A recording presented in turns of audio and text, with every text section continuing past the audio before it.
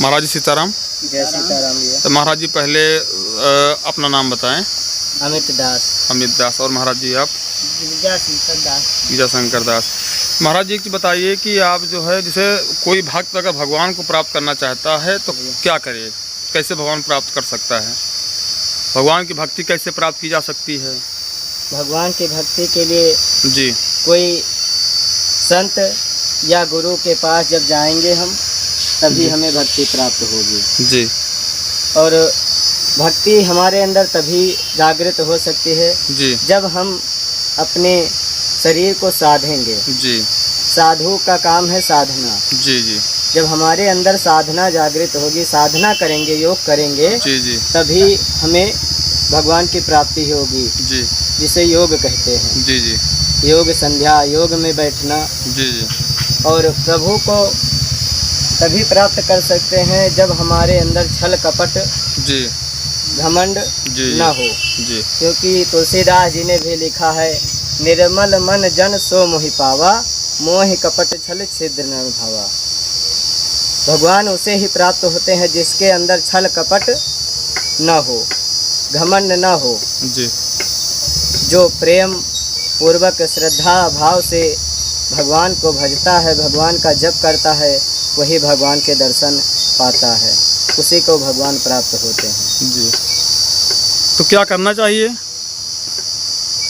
हमें ज़्यादा से ज़्यादा सबसे सटीक आप बताइए कि भगवान का जिसे कोई व्यक्ति अगर पाना चाहता है, उसे दर्शन करना चाहता है, तो कैसे प्राप्ति जल्दी से हो सकती है?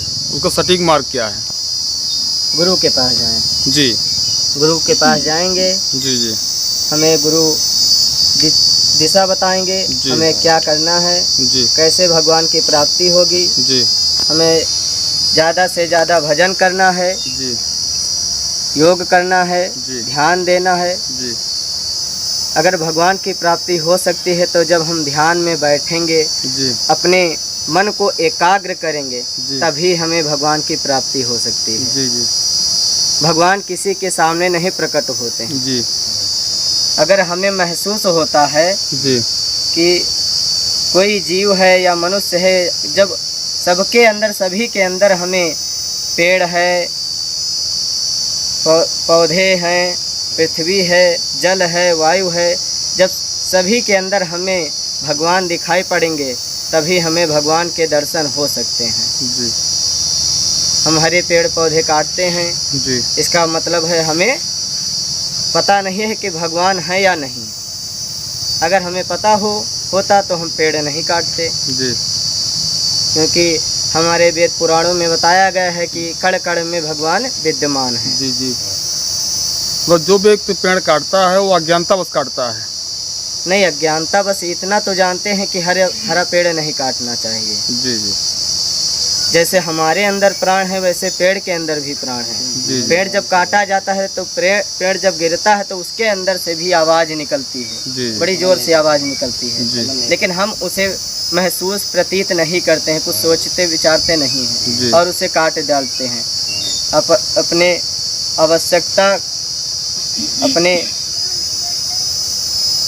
अपने जो हमारा सभी लोग अपनी निजी इच्छा, अपने निजी कार्य के लिए कार्य के लिए काटते हैं। जी जी।